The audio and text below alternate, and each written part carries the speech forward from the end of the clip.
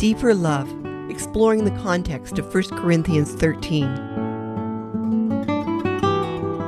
1 Corinthians 13 is an essay on love, stuck in what appears to be a rather haphazard way in the middle of Paul's first letter to the church in Corinth.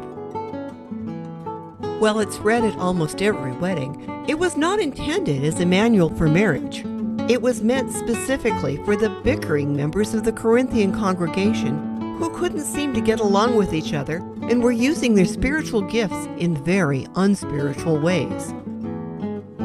Paul begins, "If I speak in the tongues of men and of angels, but have not love, I am a noisy gong or a clanging cymbal. If I have the gift of prophecy and understand all mysteries and all knowledge, and if I have all faith so as to remove mountains, but have not love, I am nothing. And if I give all that I have to the poor, and if I deliver my body to be burned, but do not have love, it profits me nothing." To have love means to act in love, not self-interest. And this loving action is set against sacrifice and spiritual gifts, particularly the gifts that the Corinthians coveted most: prophecy, knowledge, wisdom, and tongues.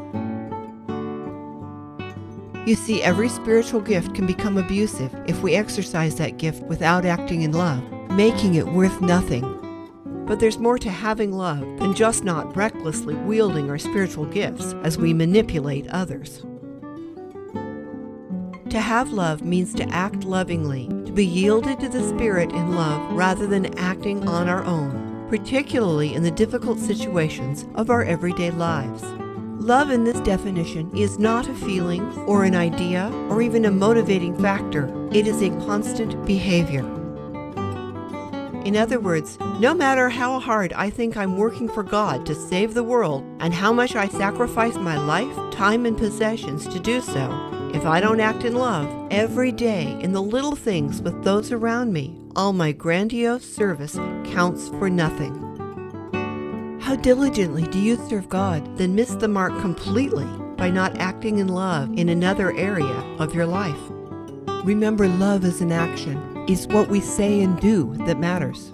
Are you gracious and kind, or grouchy and curmudgeonly?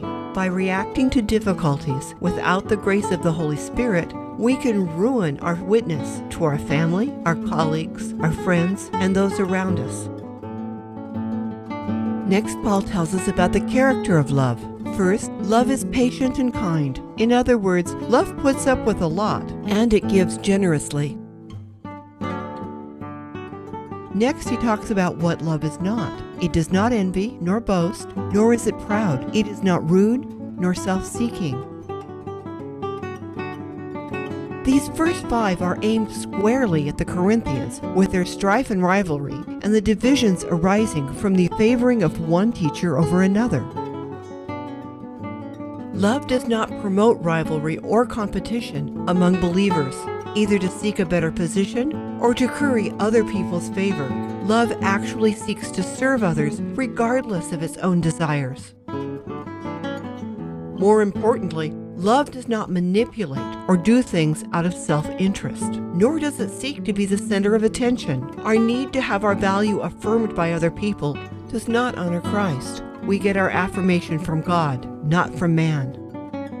Next, love is not easily angered. This goes 2 ways. Love does not provoke others to anger, nor is it easily provoked itself. Neither does love keep an account of wrongs. This means to tally up or keep score. The King James Version says, "Love thinketh no evil." In other words, love does not think about or dwell on or chew over a wrong suffered. Forgiveness means to erase that tally and not hold things against other people. Remember, God forgives us and doesn't keep an account of the sins we've committed in our lifetime. We should do the same for others. Love does not delight in evil, but rejoices when truth wins out. Eugene Peterson puts it this way in The Message: "Love doesn't revel when others grovel.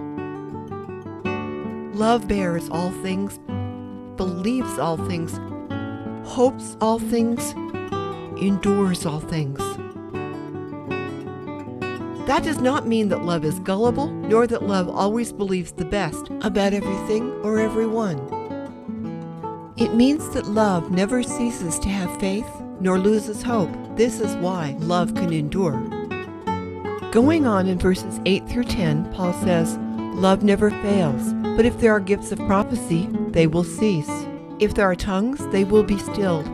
If there is knowledge, it will pass away. For we know in part and we prophesy in part. But when the perfect comes, the imperfect shall pass away." Paul tells us that love will never end, but prophecies, tongues, and knowledge will, because we won't need them anymore when we are face to face with Christ. In verses 11 and 12 it says, "When I was a child, I spoke like a child, I thought like a child, I reasoned like a child. But when I became an adult, I put away childish things. For now we see in a mirror dimly, but then face to face. Now I know in part, but then I will know fully, just as I also have been fully known." As we see through a mirror only dimly, it's natural to have things that we want to ask God when we see Him. But remember, God doesn't owe us an explanation. Yet when we see Christ face to face, many things will become clear, and many more will be revealed to us or become unimportant because we see Him directly in all His glory. But even when we're privy to the Spirit's secrets to the universe and have no need for temporal gifts like tongues or knowledge or prophecy, even then, the eternal gifts of faith, hope, and love will go on and endure forever. But the greatest of these is love.